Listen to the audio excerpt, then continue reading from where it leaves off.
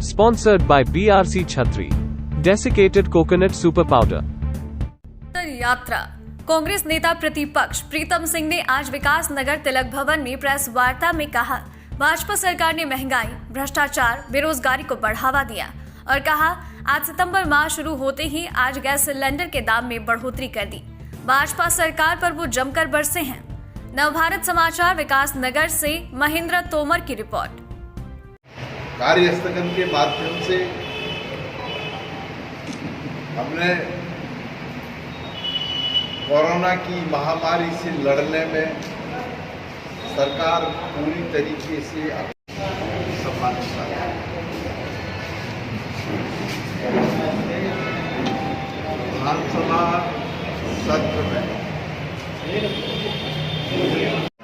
हमने तमाम विषयों को जो है 4 दिन की अवधि में उठाने का प्रयास किया, लेकिन सत्र की अवधि बहुत कम थी, इसलिए तमाम विषयों का समायोजन कर पाना बड़ा मुश्किल था।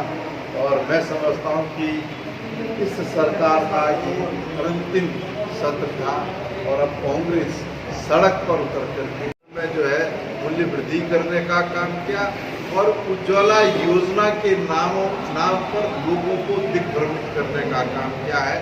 उज्ज्वला योजना का जब हम जिक्र करते हैं तो आज की तारीख में मात्र 16 रुपये की सब्सिडी है। जिस गैस के सिलेंडर को हम 400 पर छोड़ करके गए थे, आज वो गैस का सिलेंडर लगभग 1000 को बड़े विस्तार से 4 दिन का विधानसभा सत्र था। उस अवधि में कांग्रेस ने प्रयास किया, कोशिश की कि उत्तराखंड राज्य के जो मूलभूत प्रश्न है उसको हम सदन में उठाने का काम करें। और हम आज इस बात को बड़े फख्र के साथ कह सकते हैं कि कांग्रेस ने बड़ी मजबूती से प्रदेश की जो ज्वलंत मुद्दे थे सदन में उठाने का काम किया और सरकार उसमें गिरती हुई नजर आई। हमारी संख्या 10 जरूर थी, लेकिन 10 जो है 57 पर भारी थी। हमने महंगाई का मुद्दा सदन के अंदर उठाया, बेरोजगारी का मुद्दा उठाया, किसानों के ऋण माफी का मामला है, वो कानून है, देवस्थान श्राइन बोर्ड है, अर्थव्यवस्था है, तमाम विषय कोरोना की महामारी से सरकार लड़ने में पूरी तरीके से विफल साबित हुई। भ्रष्टाचार जिस तरीके से हुआ वो आपके सामने, तमाम विषयों को जो है हमने कार्यस्थगन के माध्यम से उठाने का काम किया। और प्रश्नकाल में भी कांग्रेस के लोगों ने जिस तरीके से सरकार को घेरने का काम किया, मैं समझता हूँ कि अगर लाइव टेलीकास्ट होता उत्तराखंड के लोग उसको देखते और आप उसको देखते, लेकिन सरकार जो है गिरती नजर आ रही थी। उसकी लाइव टेलीकास्ट भी उन्होंने आपने एक मुद्दा रखा था कि माननीय योगी संपत्तियों की जांच और शुरुआत मेरे से हो।